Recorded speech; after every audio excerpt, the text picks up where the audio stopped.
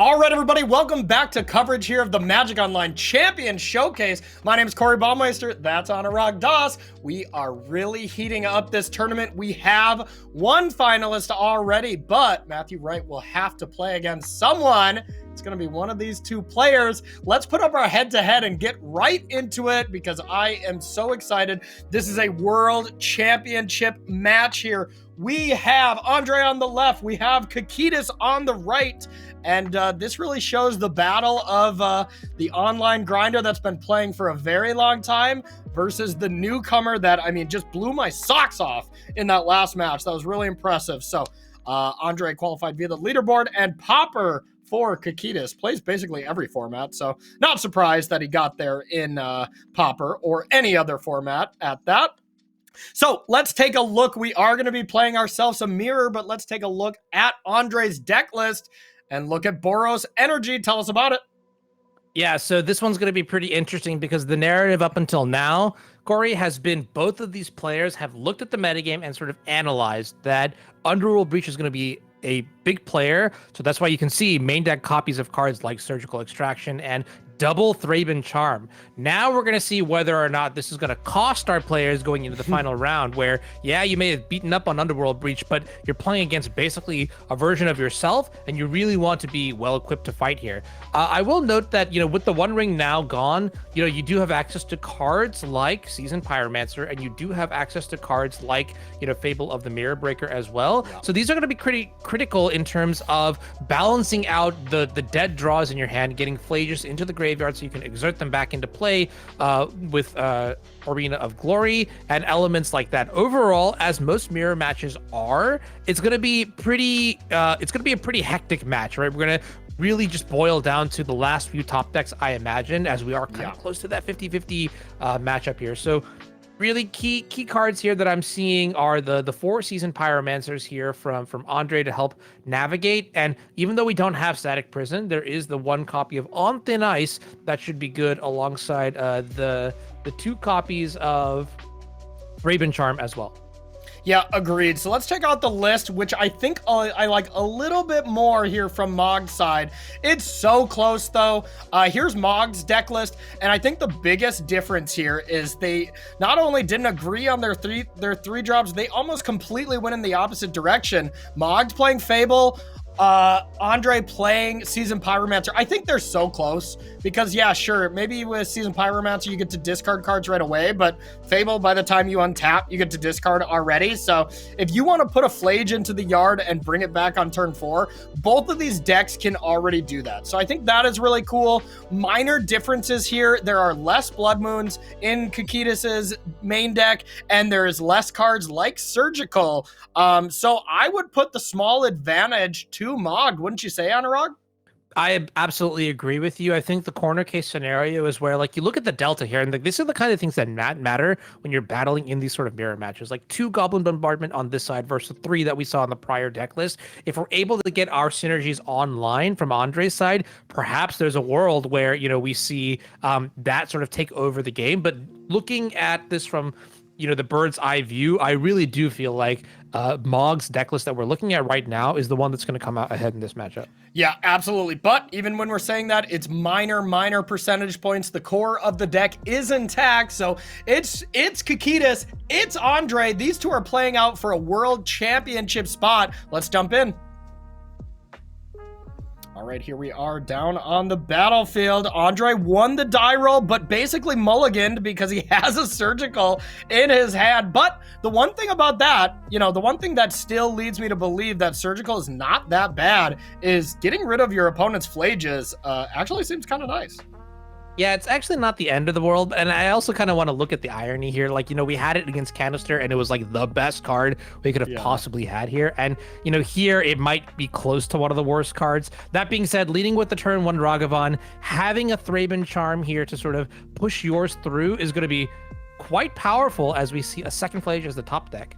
Yeah, and I gotta say, I mean, I did not play a lot of Boros Energy, but of course, for all the modern decks I have commentated, I have definitely watched a ton of Boros Energy. Mirrors, I've played against it a ton, and basically, 80% of the time, these mirror matches get declared by who has the last Flage, who Arena gloried their Flage in, and, you know, it's kind of an absurd amount of times how big that card really is. And, you know, we see right now from Andrei, has Flage number 2, plus a land and a surgical to put cards into the graveyard. I mean, it's not too long for this Flage to come back with with it being exerted and kind of just completely dominate this game. Right, exactly. And the cool thing too here is that if we're able to develop a board that is, you know, in play early and fast enough, and that's a great top deck here in Goblin Bombardment, we can actually turn this surgical extraction from a stone cold miss into maybe a game-breaking lead that puts us ahead, which is kind of a crazy thing to say. Maybe we should just be main decking surgical extraction in every deck. Get out. You get out right now with that slander, okay? I won't tolerate it on this broadcast, okay? I've had enough of it. I'm glad you appreciate my humor, Corey. What humor? All right, so we have a Marsh Flats coming down, and there's a couple of options. Get Goblin Bombardment onto the battlefield or play Flage. You can only cast one of these spells. Interesting to me to get Bombardment. You know, Flage to deal with the Johnny seems like what I would be more interested in, but the one thing about a proactive Bombardment is every removal spell that Kikidis has is going to be semi-bricked, as you can then sacrifice it to get some value. That is absolutely true here. And what's kind of also interesting, I do like to see the Thraben Charm here as a nice answer to the Goblin Bombardment, but we're playing a little bit defensively and proactively. It's just a Johnny is in play, and Flage will be able to collect on it at a later time. Like, even if it does flip, you know, it's not the end of the world here, because you do have Goblin Bombardment to sort of enhance the Flage almost, if that makes sense. You turn it from dealing 3 damage to 4, and you can even divide it up how you'd like. So I kind of like getting the Goblin Bombardment out early now. It also lets you use these Flages a little bit more pointedly. Like, you're probably going to go after the Ajani anyways, but in this instance, you know, for example, if there's something like the Fable that comes down next turn, it does give you a little bit more optionality in terms of what you'd like to get rid of. Yeah, totally agree. And I mean, next turn, just on surface value, Andrei is just able to go Flage, let the ability resolve to deal 3 to kill the Ajani, and then while it's still in play, sack it to deal the cat. You know, you do have that ability to kill the Ajani first, and then the cat, so you don't, you know, see the Ajani flip or anything. So yeah, I like it. I think this is just getting more bang for your buck with this next Flage, and just kind of saying, yeah, you know what? I'm not going to be able to bring this Flage back next turn very reliably. And this Marsh Flats getting a Elegant Parlor to add one more card to the yard makes it so, yeah, Andrei's not going to flash back a Flage next turn, but the turn after, looking pretty good. Yeah, we're kind of at a crossroad here from Mogg's side. We're debating between 2 options, which is whether we deploy the Fable of the Mirror Breaker or try to go for something a little bit slower in Thraben Charm on the Goblin Bombardment. I don't actually mind going, you know, full on here with the Fable, because we are a little bit ahead on the board here. Ragavan is generally, it's not that great in the mirror match because there's just so many ways to block and punish, you know, attacks from the monkey. Yeah. So like this line here does put us in a great position for the next turn as well, where we can maybe discard one of these excess lands or even the Felia should that not be really good in the board state. Yeah, absolutely. And one thing that I'm looking at from Mogg's side is, you know, once again, the Thraben Charm, which seems like a very anti-graveyard, anti-enchantment style card. It can still be a decent removal spell. So Thraben Charm is just kind of good, just straight away. But, you know, being able to exile the graveyard before a Flage can come back, like, that actually seems pretty awesome as well. So, you know, all this collateral damage towards some of the graveyard decks is actually still very playable in the Boros Mirror. Yeah, I do think that this game 1, this entire match is going to be kind of a grind fest. So, you know, having a card like Thraben Charm to do those things that you're mentioning by, you know, mitigating the impact of Flage by hitting the graveyard or interacting with cards like Bombardment is going to be absolutely critical here. And that's kind of why you're expecting to see 3 whole copies here in the 60, the main deck for Mogged. Yeah. 100%. It just seems like a really awesome card right now, and Mogged recognizing it, just thinking this card is very rarely dead. You know, it seems better than some of the other removal spells you can play, you know, Lightning Bolt, any of those kind of things that you would see, maybe even on Thin Ice that we see from Andrei. Still too juicy to play Galvanic Discharge, as it just works so well with the rest of your deck. But, you know, Galvanic Discharge in this metagame that we've seen so far has looked less than exciting. Yeah, I think so too, right? It's a card that basically has no text against Underworld Breach. I mean, you are going to be able to interact with cards like Tamiyo and Emery, but we've seen the Breach deck just power through that so effortlessly that I'm not really high on it. And then on the other side of this metagame, we saw like the Frog Oculus Dimir deck, which, you know, neither of these cards are. You have to go through some hoops to make them susceptible to the Galvanic Discharge. So I kind of agree with you. Who knows? You know, as the regional championship comes up, one major adaptation to the metagame could see Thraben Charm as a staple 4 of even in these Boros decks.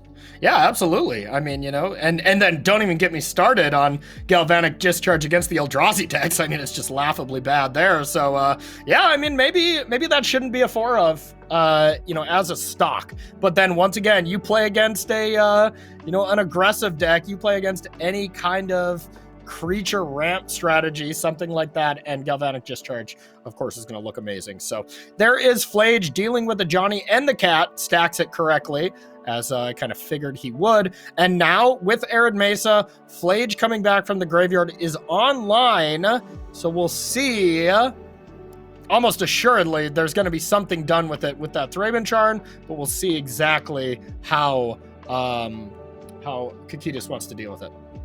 Yeah, it is kind of tricky too, because in this situation, right, you mentioned that the first person to get Flage into play is the one that will be slightly ahead, and Andrei is ready to do this as fast as next turn and is going to be able to, you know, give it haste with the Exerted Arena of Glory. So action is definitely going to be forced here. And that Goblin Bombardment off the top there, Corey, seems like a pretty good way to keep parity against Andrei's own Goblin Bombardment. Yeah, totally agree. Looks like we're seeing the Fila be discarded. I think it's the real question is just Parlor's for sure going, do you get the land or do you get rid of the Fila? The Fila doesn't seem great, you know, if I'm being honest. You know, I mean, it of course has some applications, just maybe not really what you want to be doing in the mirror, but discards those. Still has land 4 available, plus picks up 2 nice 1-drops. So, I mean, right now, we're going to have access to 5 mana if you attack with the Shaman, and you're able to play something like, you know, Guide of Souls plus Bombardment and Thraben Charm. Looks pretty good. All right, yeah, we'll see what exact decisions that are going to... I mean, this actual Fable here was fantastic. I'm actually very happy to see the kind of draws that we're getting here. And this is the kind of thing that I said that was going to be really very relevant in this matchup, right? Like when you are playing in the mirror, you have a lot of effects that are, you know, maybe not that great or are easily reciprocated. And so what you want to be doing is filtering through the options that are not that great and instead picking up some of the more pointed tools available. For example, the getting the Guide of Souls and Ocelot Pride combo online a little bit more consistently. And even, you know, Ragavan's like not great, but certainly does feel better than a card like Felia. So that's overall improvement.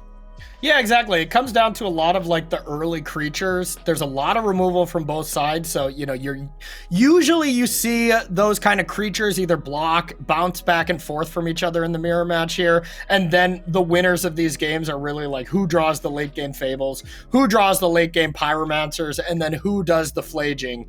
Those are definitely the most important things. And the one thing I really like about the season Pyromancers is, you know, looking at this board state right now where Andrei's basically out of cards in hand, being able to play that and not discard and just draw 2, that seems awesome. But the flip side of it, the reflections being where Fable is 2 bodies, you have to deal with it, and the reflection is actually a very, very relevant creature.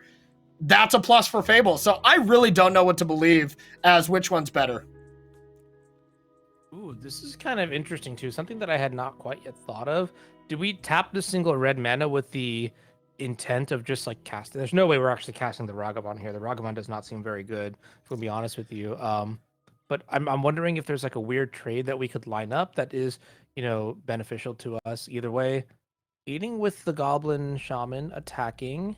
I feel like you have to get rid of this Flage in the graveyard, right? Like, it's not even close, not a question. Yeah, it's just when is the timing, when is the way to get the max amount of value for Kikidis? And I think that is once there's a 5th card in the yard. There's no way to like instantly bring it back. There's no way to get another card into the graveyard where there's not an ability on the stack, like with Goblin Bombardment or a spell, anything like that. So there's no, disadvantage to playing. We better be playing that Sacred Foundry on tap. That's all I'm saying. Putting that Sacred Foundry on tap and just waiting for Andrei to put one more card in the yard and then exile them. So Andrei is just that much farther away from bringing back another Flage. Yeah, I actually like how this turn was played out, actually, very, very much here. And I guess you're right, Corey. What we'll probably end up doing is waiting for the Arid Mesa to pick up a copy of Elegant Parlor. And then, once all the surveilling is said and done, we'll probably, go for the graveyard then, because the Arid Mesa is going to be that last card that Andrei is going to need to get Flage into play from the graveyard.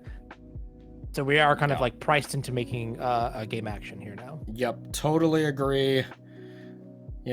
Andrei's looking for something like top deck the 6 land, play Sudden Shock, can't respond, and then bring back Flage. But I'm not seeing any split second cards or any of that way where you can't respond to it. So that's a homage to a callback to a very powerful mechanic. I've been extirpated one too many times in my life.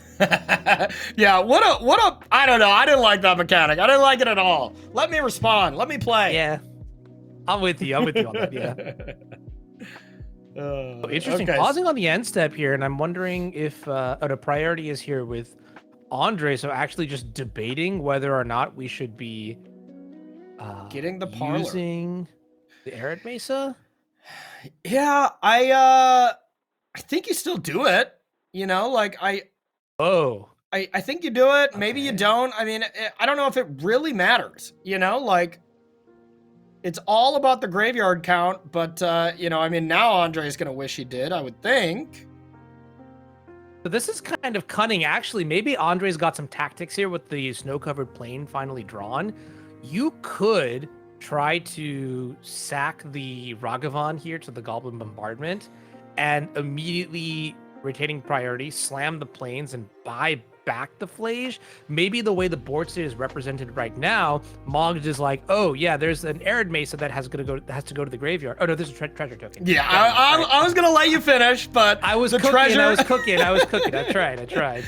You were digging your own grave there, and I was just letting you pile dirt on you. I was looking right at that treasure, and I was gonna see how far you were gonna go on it. But yeah, you can't do it. Number one, it's not worth the risk.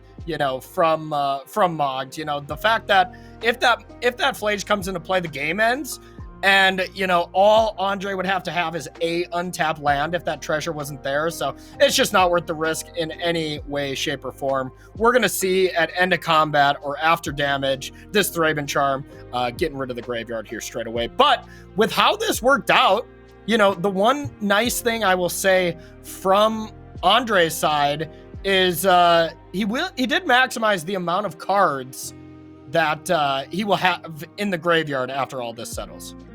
Yeah, which to me, I the more that I'm thinking about this, I think this was all calculated. There's, you know what I mean? Just like the blatant pause at the end step, thinking, hey, should I surveil here? Well, what's the downside to surveilling is if my card gets, put in the graveyard and then put into exile because of Thraben Charm. So yeah, I think Andrei is just playing, kind of like Overwatch, just is able to see and predict everything. And again, just like we saw in the last match, and every time Andrei's been playing, this is impressive Magic the Gathering. This is some 3D chess.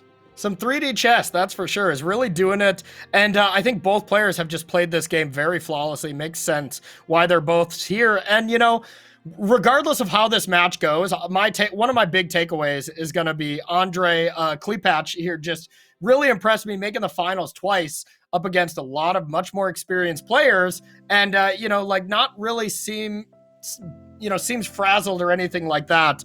Of course, it would be a very brutal end to the tournament to make the finals twice and not convert it to a world championship spot, but we won't cross that bridge now as Mogged. That's a curse thing. I'm gonna that's future us's problem, future Andrei's problem. Right now in the moment, I think we're just looking. Now would be a great time to fetch the second surveil land. Yes. And top deck a Season Pyromancer.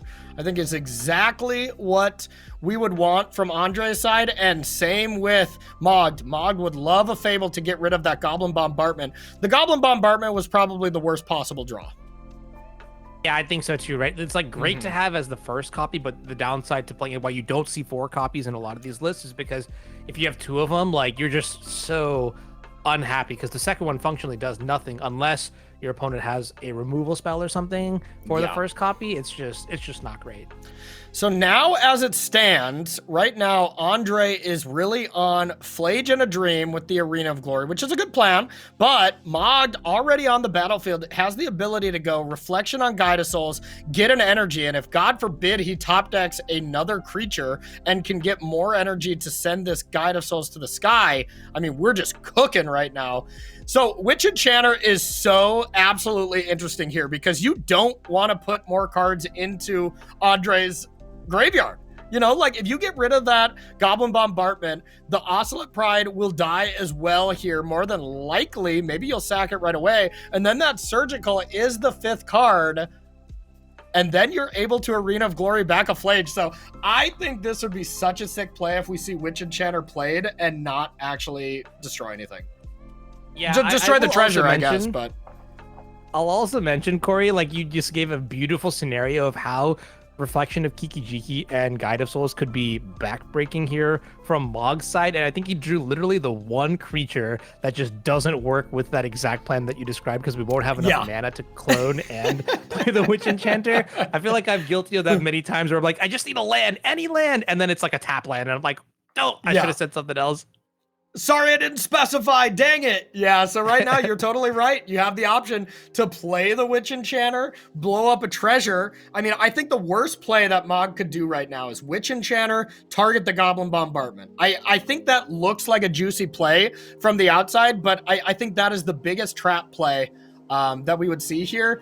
I think the play that I would love to see from Mogged is either Reflection, Guide of Soul now, or just wait until Andrei's end step and then get a Guide of Soul to then really stack up multiple Guide of Souls on Mogg's next turn and try to do something nasty. Yeah, absolutely brilliant and great call out there because that's exactly what Mogged is going to do. Is going to pass the turn and make use of multiple Guide of Souls to really start racking up the energy, and that's great. Now, 1, 2, 3, 4, 5. I guess with the Arid Mesa as the draw, we actually can buy back Flage. Yeah, I mean, all you got to do is just sacrifice the Ocelot Pride, for basically no value, just to deal 1 to Mogged, but I am snapping that off. I am getting that Ocelot Pride gone.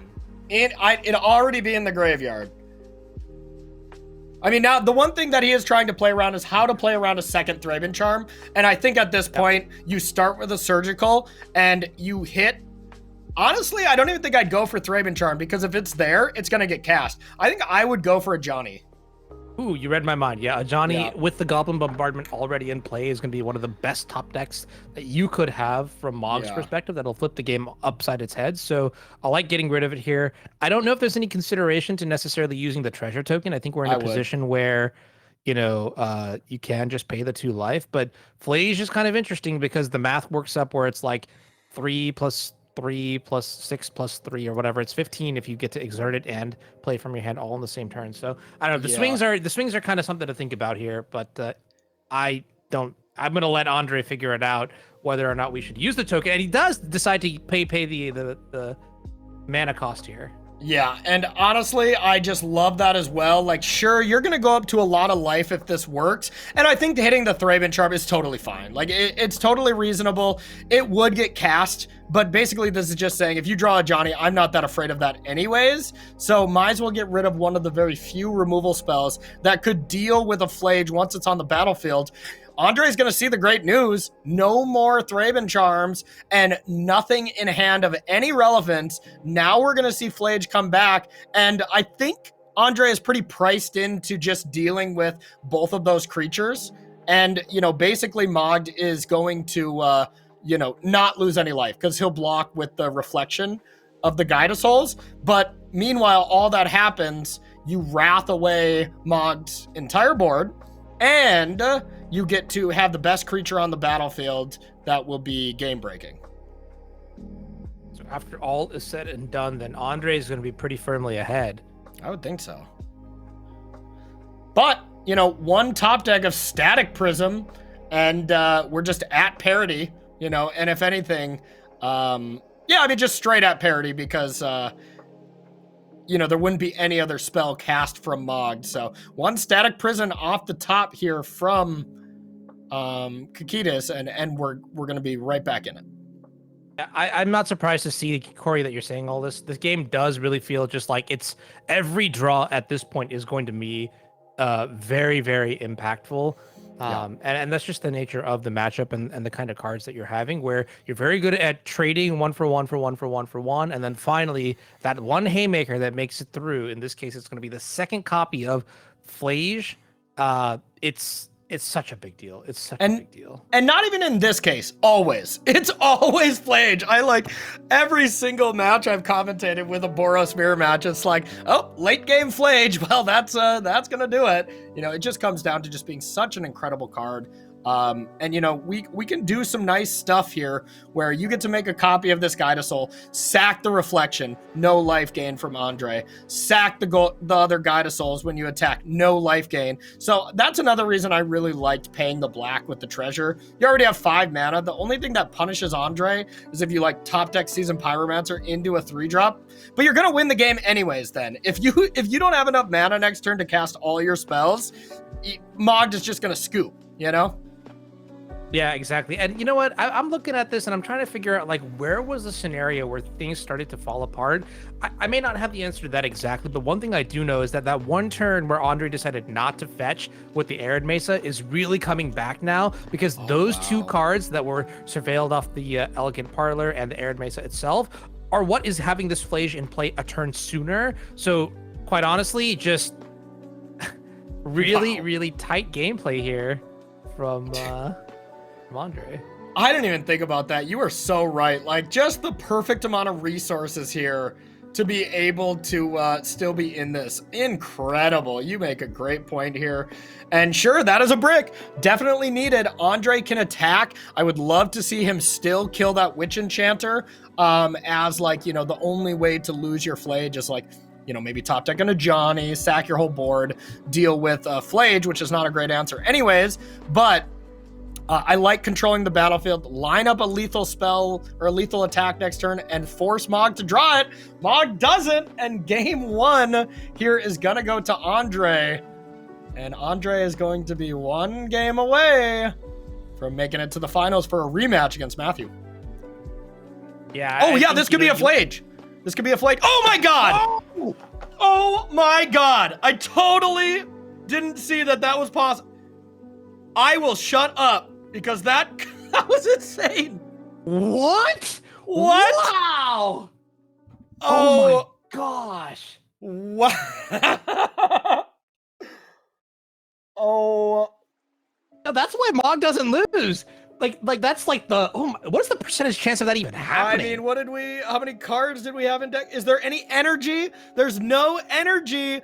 This Flage is going to trade with the other Flage, and then Mogged will be able to bring his Flage back. Huge advantage to Mogged now. What the heck? Wow. Just absolutely insane. And just like that, a little bit of luck, just a little bit of luck, and this entire game, which Andrei had basically with surgical precision danced around entirely. And then there's an Ajani top deck too. That's great for the follow-up turn here, but I have to imagine and this must be it then. for what it's worth, I do think that it would have been the only misstep that I've seen Andrei do in the last 2 matches was not surgical the Ajani. Like, I think it was so minor, and I thought this game was completely over and it wouldn't matter. But, you know, drawing a Johnny there instead of Thraben Charm or something is a pretty big deal, but I don't think it would have mattered for what it's worth. Yeah, I agree with you. Like that one seems like a, okay, you know, a 0.01% optimization, but like that is going to be my highlight moment for maybe the entire event. Just like at my God, in the nick of time. I mean, insane. Like at this point, I think it's just over. You know, because the Flooded Strand is the 3rd card. This Guy to Souls is gonna die. Yeah, Andrei is gonna go to 1, and then Goblin Bombardment is gonna finish this off. What did we just witness? A miracle. That's all I'm gonna say. I was already working on my outro with saying Andrei was 1 game up, and I forgot about the one surveil. The one surveil netted the Flage. And now Mogged is 1 game away from heading to the finals. Unreal. Wow. I'm speechless, Corey. I just I have nothing to say. Too. Yeah. These are the kind of edges that it takes sometimes to win the mirror match. I'll be very honest with you, though, right? Yeah. A lot of reciprocation happening here. Play to your outs, man. Yeah. I mean, Mogged was already, like, you know, right-clicking concede. It's like, all right, we'll just surveil. You know, if it's Flage, I guess I get to play and hope that Andrei draws 2 bricks, 2 ham sandwiches, hits the 1-outer with Flage there, or not a 1-outer, I guess, hits the 4-outer with, you know, 40 cards or whatever, and makes this, he is up a game in a spot where I didn't think, you know, that even looked remotely close. But just well played by honestly both players. I think they both, you know, really maximize their edges when it comes down to the fetch lands from Andrei to get exactly enough cards to flash back, and just the, you know, the control and the proper discards from Mogged to be able to stay in that game and maximize his chances to find a Flage. And realistically, he went, you know, 25 cards or whatever without a Flage. So that was pretty lucky in the first place. Right, yeah. One thing that's interesting in terms of sideboarding that I saw, I saw Mogged bring in the surgical extraction, and I saw Andrei take it out. So that's a nice little, like, turning of the tables here. But you'll see both players now are bringing cards like Ghost Vacuum, just really putting a high priority on denying Flage. And also, the thing about Ghost Vacuum is that in the very late game, it's very real for you to pay 6 mana and then buy back a subset of creatures that you've been exiling over the course of the match here. So kind of curious to see the impact of this card and how it changes the texture of when we play Flage, if we play Flage, things like that. Yeah, absolutely. I mean, all these creatures, you just imagine looking at the entire deck list, and if any of these creatures come back as 1/1 flyers, they're all still busted. Ragavan might be better. You know, Guide of Souls still gets the ability. Oscillate Pride being able to still trigger. Of course, you're going to have the City's Blessing after it comes back. Like, I mean, yeah, wait. And does Ghost Vacuum make tokens of them? It does, yeah. It's not the physical card, right? So Oscillate Pride just doubles all the things that come into play? Well, that's disgusting. I mean, I think the only risk of that is you do something so gross that, like, you know, you accidentally break the client or something. Yeah, something I'm kind of interested in too. This is kind of a big telegraph here, but attacking with Ocelot Pride into the other Ocelot Pride might signal that there isn't a copy of a red removal spell from Andrei's side. And then I wonder, like, is it correct or not necessarily to take the block there? It's really tough to say because, I mean, it could snowball very dangerously, especially given that we didn't have a removal spell from Mogg's side. So looking at the board now, I think all things are kind of coming up.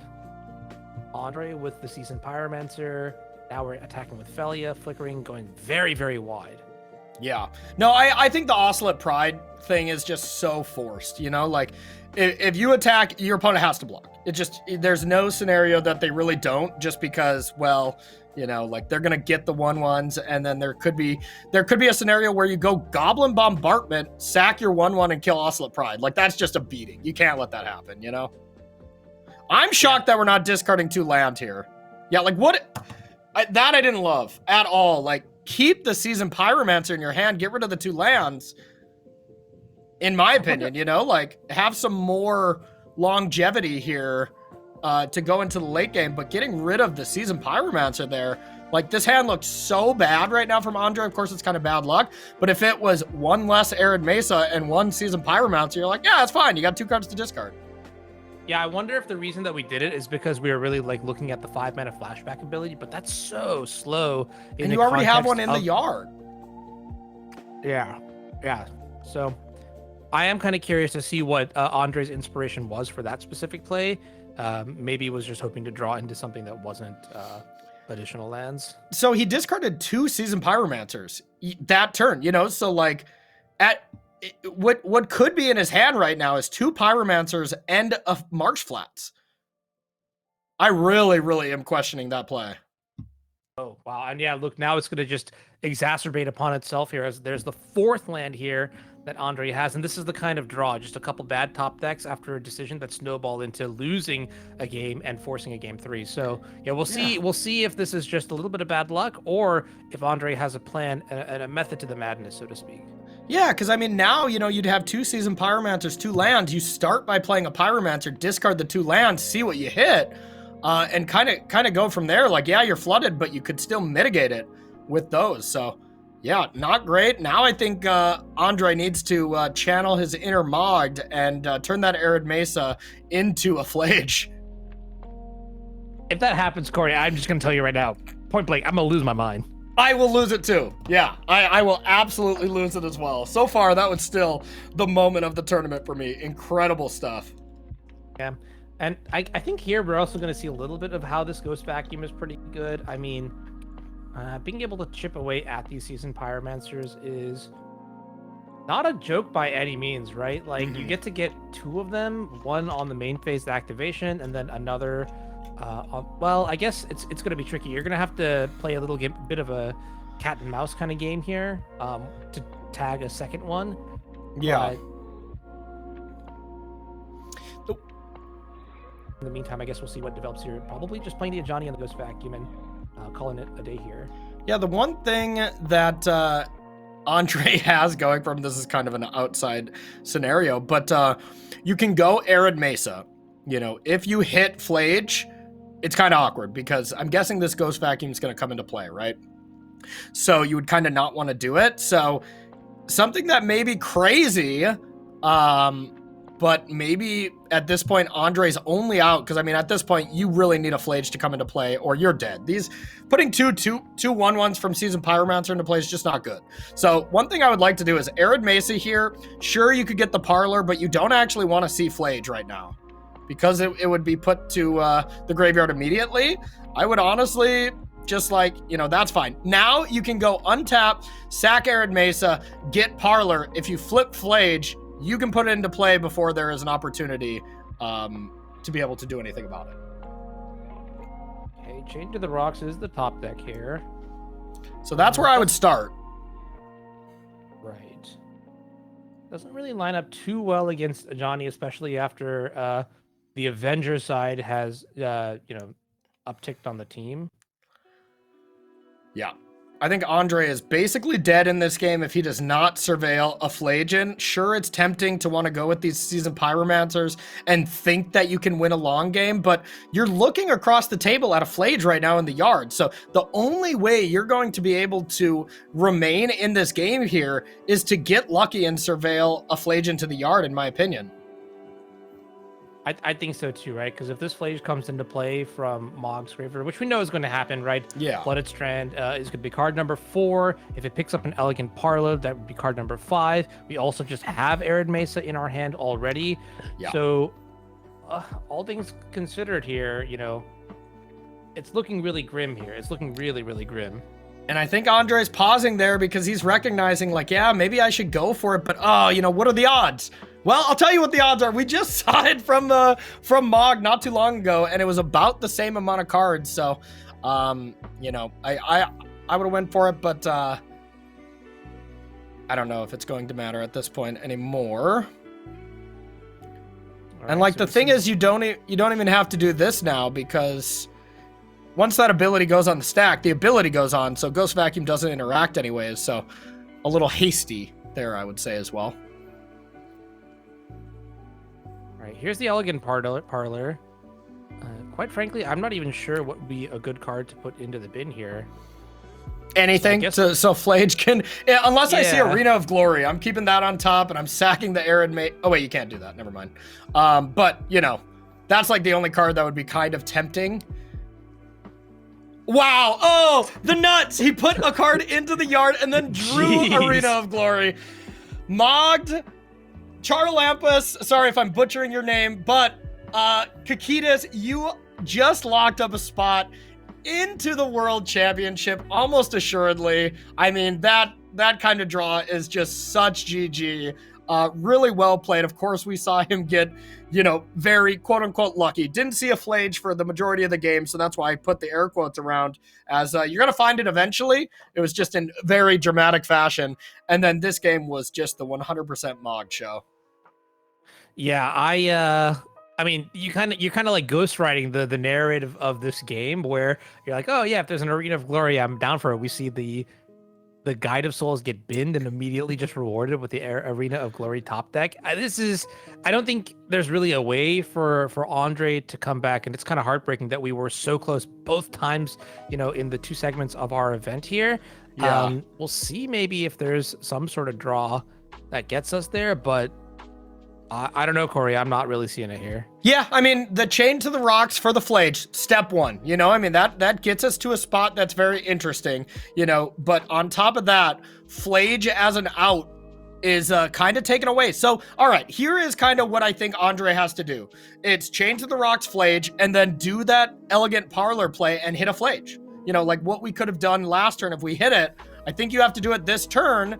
Then you can Flage the Ajani, and you can Chain to the Rocks the Flage. And then, yeah, the Planeswalker's gone, the Flage is gone, but then still the biggest problem, I wouldn't say the biggest problem, but another big problem is this Ghost Vacuum's going to run away. Now, the one thing that, you know, would be going on for Andrei right now is if he were to surveil that Flage into the yard, you could eat all the creatures so that this Ghost Vacuum actually couldn't have a single thing to eat. So, I don't know. I just feel like you have to go for it, and maybe I'm missing something why we shouldn't here. I agree with you. I think your best bet here is to get lucky. You know, earlier on a separate aside. Okay, looks like we didn't actually hit here. You were mentioning something about the Ghost Vacuum going after the Ocelot Pride, and I'm kind of realizing now that the more I think about it, the more I like the Ghost Vacuum going after the cats. Yeah. Simply because when you make copies of them as tokens, you're going to just exponentially scale out of control here. And I think maybe in that world, you know, Mogged is just saying, hey, I don't actually care about these 1/1s you're going to get off the season Pyromancer, go for it, whatever. I've got your cats, and that's what's going to be a game-winning end game board state. Yeah, and this is it. This is Kikidis taking it down here, locking up his spot at the World Championship. You know, I know him quite well. You know, I've talked to him a lot about Magic stuff, and he tries really hard, you know, and just plays a ton of Magic, has a lot of success at the challenge level, has made it to plenty of Pro Tours, and went pretty deep, you know, in a lot of them. And to see him get a shot at the World Championship here and be going back to the Pro Tour in such dramatic fashion is just really impressive. So Kikidis, congratulations to you taking it down in, you know, one of the most dramatic fashions we have seen in a long time. That's one of the most clippable moments I've ever seen on Anuraag. Yeah, I think it reminds me of another match that we had the pleasure of casting together, where there was just a crucial lightning bolt that got windmill slammed onto the table. I don't know if you remember that. These kind of moments are why I just love watching Magic, and it's great to have you here, just, you know, to share the memory with. Yeah, absolutely. I mean, I've seen moments, the Lightning Helix moment. Well, I mean, that was kind of the same. It Lightning Helix on a stick. So, you know, step aside, Randy Bueller. We have the new Lightning Helix moment right here. So, you know, big congratulations to Mog. Big congratulations to Andrei. You know, I mean, to look at that spot from Andrei where we're in game 1, it was as long as Mogged didn't surveil the Flage into the yard, you know, a freeze frame from that moment, if Andrei could have looked into the future and saw that he got 2-0'd, it'd be like, what the heck? You know, like, I mean, we wouldn't have thought that. Yeah. So dramatic, actually, honestly, like the one card that would have gotten you there. And I think the way Andrei played, minimizing and maximizing everything in his favor. Yeah. Wow. Yeah, and I mean, you know, maybe at that home stretch where maybe the surveil line would have been something that you could have tried. Outside of that, Andrei just incredibly impressed me throughout the weekend. So big congratulations to him.